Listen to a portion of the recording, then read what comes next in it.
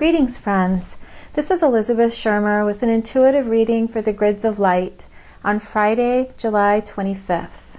Today's reading is in anticipation of tomorrow's new moon, which happens at 3:42 p.m. Saturday, July 26th, Pacific Daylight Time. And this is a new moon in Leo, a new moon with the sun and moon both in Leo, and the astrological chart is incredibly, it's really exciting for this month because the new moon, the moon and the sun are in Leo with conjunct Jupiter. Jupiter is right next to the sun and the moon, only 1 degree apart, expanding the potentials of fire and creativity and inspiration and self-confidence and power that Leo brings. And I'm starting today's reading with the card for Leo, which is the card called Strength or Lust in the Thoth deck. Lust refers to the quality of luster that comes to our life when we integrate our own fire, when we come to terms with our true deepest power. And this is an incredibly beautiful painting, one of my favorite in the deck, and I wanted to share that with you to start our reading today because just meditating on this image alone can be really inspiring, and this is a special month to do so.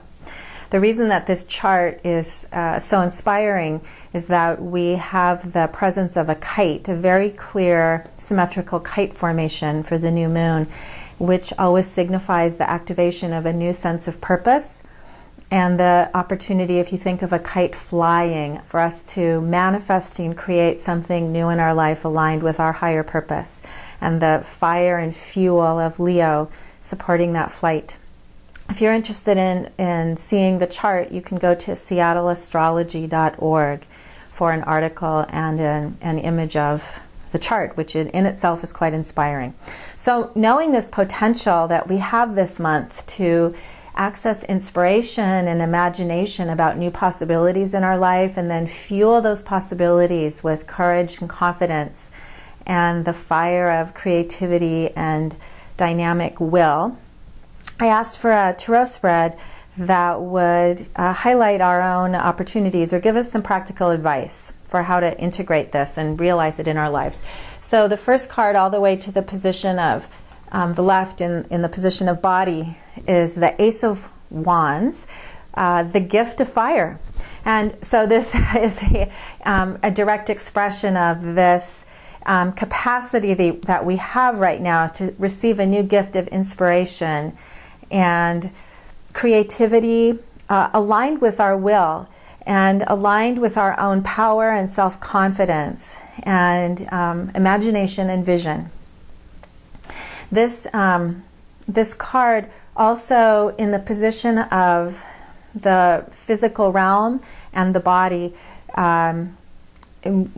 gives me the message today to share a bit about the position of this card in Hermetic Kabbalah, which is that it's the birth of all of the other worlds. It represents the initiation of all form and all life on the emotional, physical, mental, and spiritual realms. And in a sense, all of the cards, the 40 cards of the minor arcana in tarot, are nested within this one card. So what short way of saying that is that this card is representing right now the birth of infinite potential in your life and the opportunity to hold that potential with inspiration this month. And so now I'll take away the strength card, lust card, and show you the card for the position of mind in today's spread. The Queen of Cups, when I first turned her over, she was a bit of a surprise, and then when I sat, it was so very clear of the importance of the alchemy here of fire and water, and the quality of mind, us holding our own capacity for emotional mastery right now, our capacity for self-love and internal stillness and calm and wisdom and trust. The Queen of Cups is the inner, she represents all those qualities of inner harmony and connection and alignment, deep alignment with inner truth. She also has the capacity to show this quality of the highest and best in others. She's sometimes called the mirror. And so what I got today about this was that it's important for us right now to hold our inner capacity to our own higher self and to allow ourselves to receive the image of our highest and best. And in this way, we will come into alignment with clear, pure, divine imagination, which she also represents. And then all the way to the right in the position of spirit, we have the Ace of Discs, which is interesting because it represents the birth of physical form.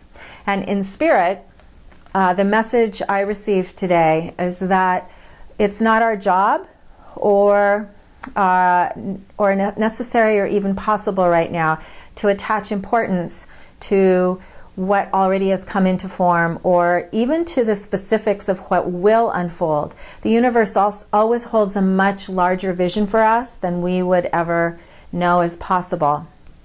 And the Queen is a very important teacher for us, an aspect of our own inner teacher, because the Queen represents the ability to release attachment to outcome. She's the wise one or the sage.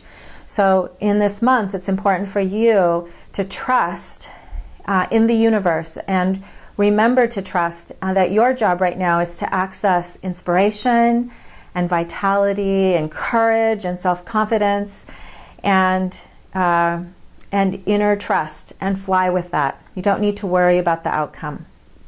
The final card in today's spread, when I asked for an additional card to give us more information, is the Two of Wands. The Ace leads to the Two, and the Two of Wands, on a very practical level, I use as the card of self-confidence. This is the card of us being able to come into alignment with our power and our courage and our faith and our ability to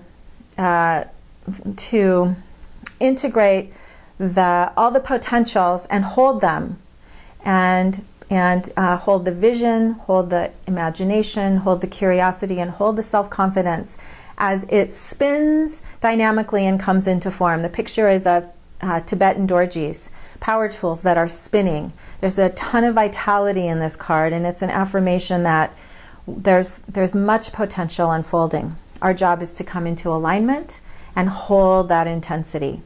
So my suggestion to you in the coming days is to use the circumstances in your life to give you opportunity to act on inspiration, to act on creativity, to act on imagination, and that your job really is just to ground and be present and listen to inner guidance. There's so much vitality that you could be thrown off balance. So use your skills of grounding and embodiment to remain present and focused, and then you can expect a really joyous month of vitality and creativity and play. And with that, I just wish you all the best for our coming month, initiated by tomorrow's new moon. And until the full moon in a couple of weeks, I sign off now and wish you just a wonderful month of August, July and August. This is Elizabeth Shermer with an intuitive reading for the Grids of Light.